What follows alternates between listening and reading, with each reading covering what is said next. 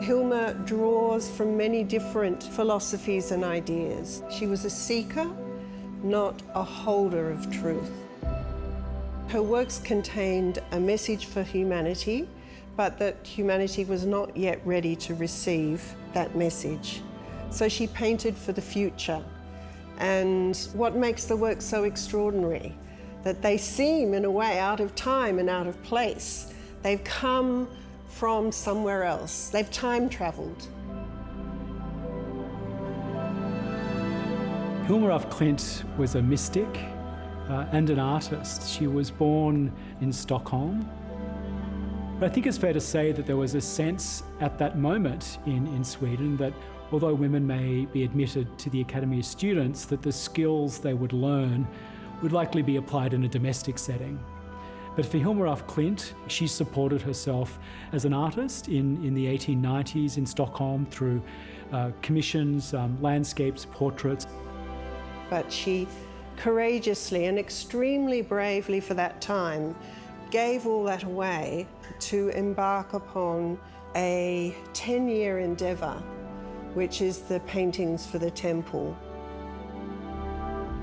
She wasn't a recluse. She was highly connected to her world, but she also worked as a medium, and she felt that she received her images through visions, images and words and texts that she got from spirits that she contacted in a séance or trance context.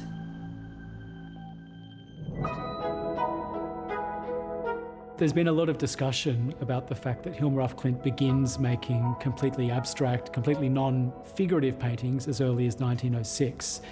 And reflection on the fact that she's doing this before many of the so-called founding fathers of abstract art. So it is one of those rare moments where we have an artist that is prompting museums and art historians to rethink those stories that we like to tell about the development of modern art.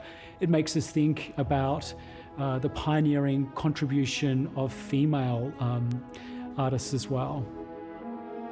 She made a note that the works were to be kept aside till 20 years after her death, and only then could they be publicly exhibited.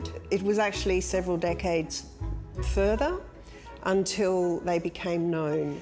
And so they were inherently secretive in a way.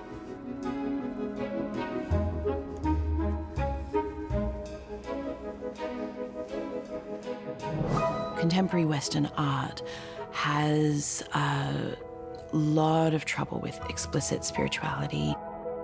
Hilma packed those paintings away. I do feel as an artist that must have come from heartbreak also, this sort of trying to actually find a place for her work and the world saying no.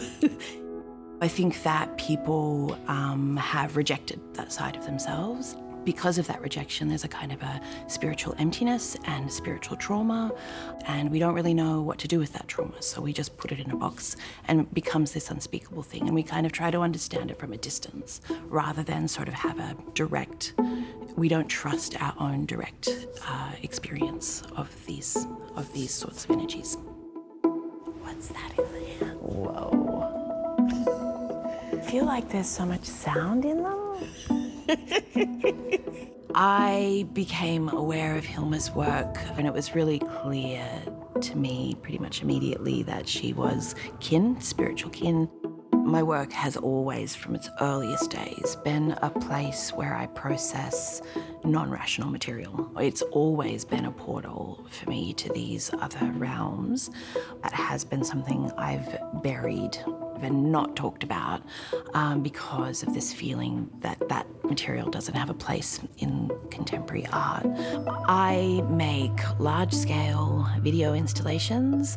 I think about history as a sort of an image bank full of narratives that I can kind of empty out and refill with my own very personal content. And I'm also really interested in the politics of spirituality.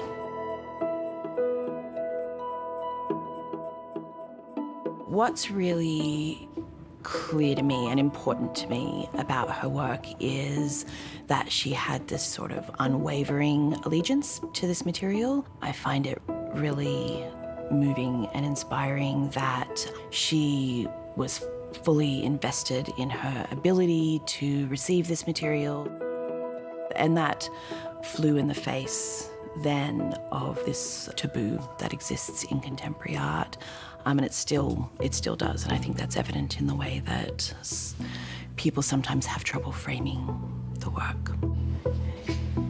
I think as an artist, it takes a lot of courage to just decide that you don't care what that world thinks of you, and to just decide that the work has a reason for existing outside of those containers that we've been given. My strongest message from her work is to lean into the weirdness and not try to bury it behind a lot of intellectual rationalization. Like, her courage and her faith in that sort of material is what's really inspiring me. As part of the Hilma of Klint exhibition at the Art Gallery of New South Wales, Nicole Barakat and I have been commissioned to create a performance workshop in response to Hilma's practice. I think it's a really compelling idea that we're the people that these messages are for. So, these messages have been put away for such a long time, and now they're emerging, and we're the ones. So there's this, pressure to get the message, whatever this message is. People want and people need a direct experience of the mystical. It isn't something we know how to give ourselves, and her faith in her ability to do that is a model for us, and what people are hungry for, that direct experience of the divine.